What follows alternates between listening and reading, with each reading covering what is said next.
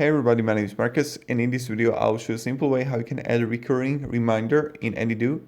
So let's start. The first thing you want to do is just be in Any.do, and when you're going to be here, you just want to simply click on today or whatever you got, like your ad.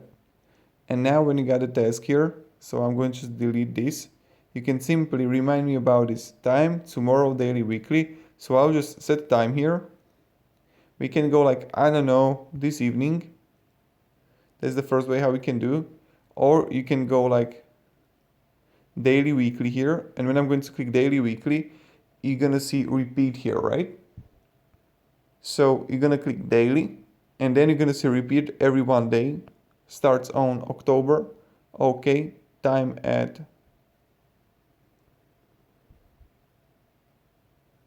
18 and set. Save. Once a day at 18, I'm going to be reminded to do 50 push-ups. So thank you very much everybody for watching, and yep, have a great day and goodbye. See ya.